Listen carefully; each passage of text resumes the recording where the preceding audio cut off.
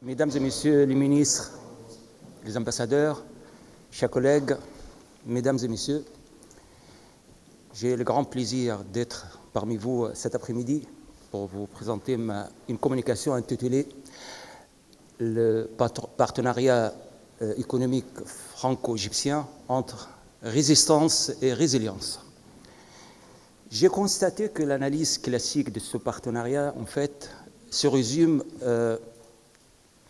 d'un côté par une présentation détaillée des échanges des biens et des services, ce qu'on appelle la balance commerciale, qui est d'ailleurs un déficit permanent côté égyptien, et par les investissements des entreprises françaises.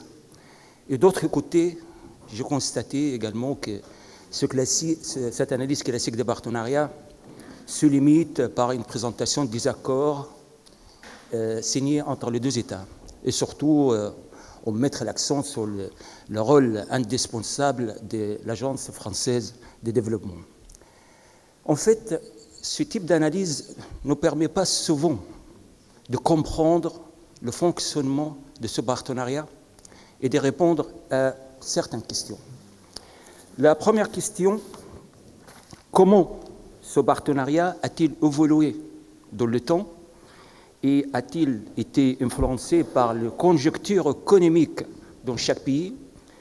Deuxième question, que l'analyse classique de ce partenariat n'arrive pas de répondre à cette question, pourquoi ce partenariat ne répond pas suffisamment aux attentes de la population, surtout les plus jeunes? Et troisième question, quels sont les piliers qui pourraient reposer le nouveau paradigme de rapport prospère franco-égyptien? En fait, pour répondre à ces trois questions, j'ai choisi une période entre 2008 et 2025 qui comporte trois phases de ce partenariat franco-égyptien. Première phase, ce que j'appelle le partenariat des résistances entre 2008 et 2016.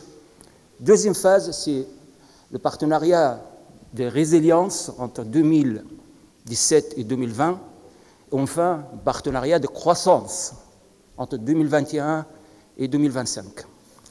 La première phase de ce partenariat, le partenariat des résistances. Cette phase, qu'on est tous, c'est caractérisée par un blocage économique de les deux pays, la France et l'Égypte, pour des causes différentes, bien sûr. Côté français, c'était la crise financière de l'automne 2008. On sait très bien comment notre économie, l'économie française, a bien souffert de cette crise. Côté égyptien, la crise a commencé un peu plus tard, c'est-à-dire en 2011. L'économie égyptienne se trouve coincée et bloquée entre deux révolutions, janvier 2011 et juin 2013. L'essentiel pendant cette période, pour chaque partenaire, comment on fait pour résister à ce type de choc et pour s'en sortir de cette période de blocage économique. Bon, vous n'avez pas besoin, parce que je n'ai pas assez de temps, de citer la situation économique de la France et de l'Égypte, mais juste quelques chiffres. Par exemple, la France, entre 2007 et 2013, elle était complètement en stagnation prolongée pendant cette période. On voit très bien, le taux de chômage augmente de 7% en 2007 à 10,4% en 2015, à deux chiffres. On ne parle plus de la dette, l'endettement en France. Côté égyptien, c'est encore pire. On voit très bien le taux de la croissance en Égypte qui a atteint en 2007 presque 7%. On parle de 2011, 1,8%. Effondrement total des activités touristiques.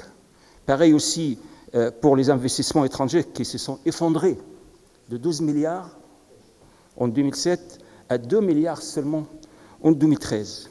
Alors, quel rôle a joué le partenariat franco-égyptien pendant cette phase?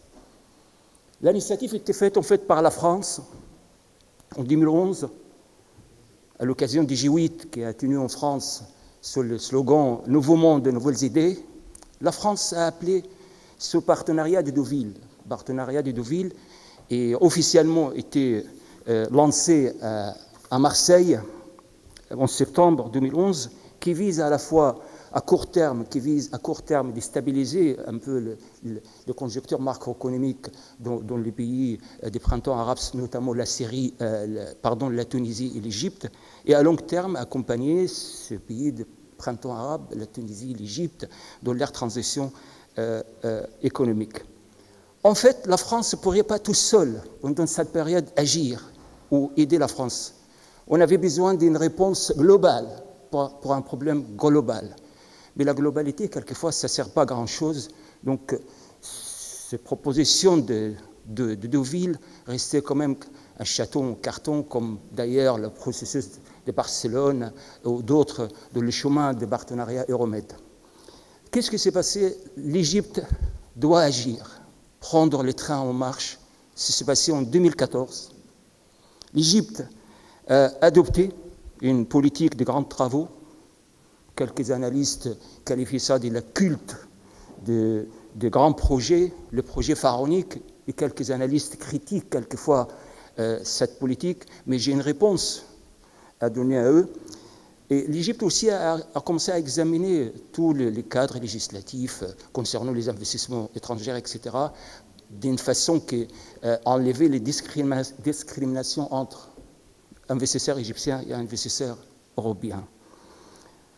Je me rappelle très bien, le directeur de Alstom, à cette époque, disait « Nous sommes en face de gouvernement, ça c'est pour 2014, nous sommes en face d'un gouvernement capable de prendre des décisions. » Ce qui n'était pas le cas, en fait, depuis 2011.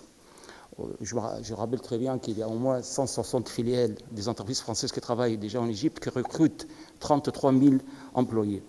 Bon, à partir de 2014, on se rappelle très bien les deux visites du président égyptien en 2014 et 2015, et aussi le retour du président français en 2015 à l'inauguration du nouveau canal de Suez, et aussi en 2016. C'est à partir de 2016, les choses ont commencé à changer.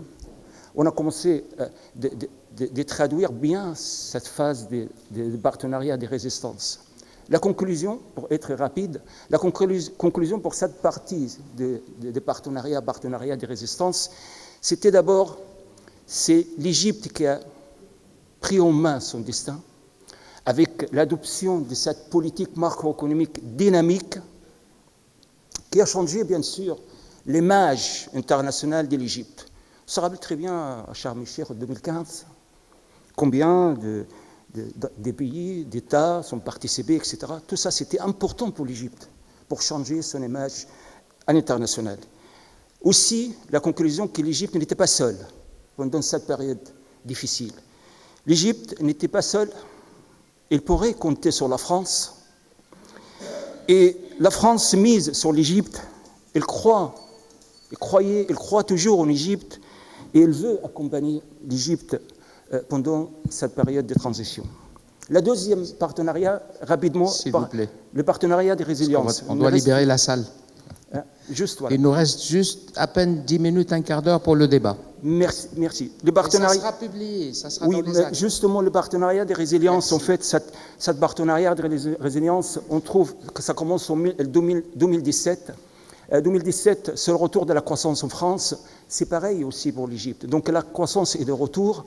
La France est en marche. L'Égypte aussi est en marche. Et je n'exagère pas de dire que l'Égypte est en train de courir aussi.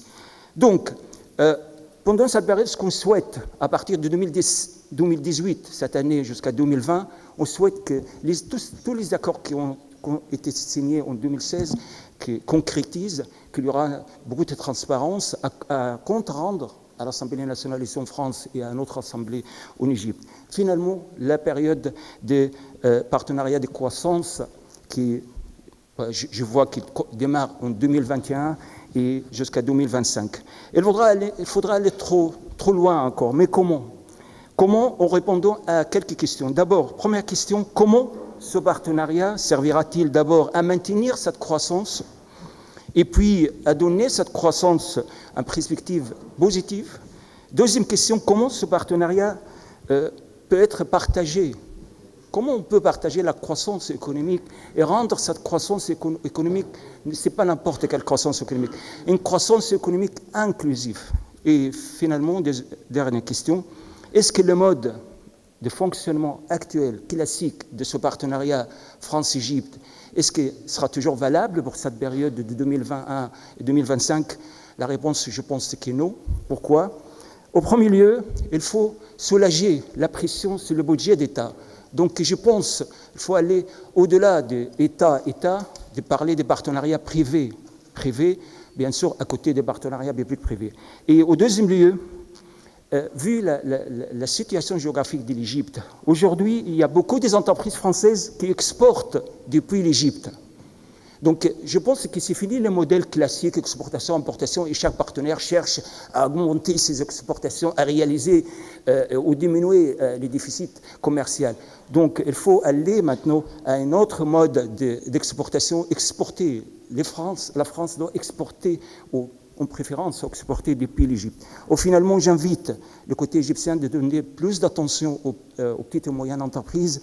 Et finalement, j'invite le côté français également de lancer la politique d'internationalisation des petites et moyennes entreprises françaises également, parce qu'il faut dire aussi que les petites et moyennes entreprises françaises n'ont pas encore, malheureusement, trouvé toute leur place dans le tissu économique égyptien. Et finalement, j'y termine, j'invite le côté français d'encourager les institutions françaises dans le domaine de la recherche et de la formation pour s'approcher de leurs homologues, de leurs correspondants en Égypte, sans forcément passer par l'Agence française de développement.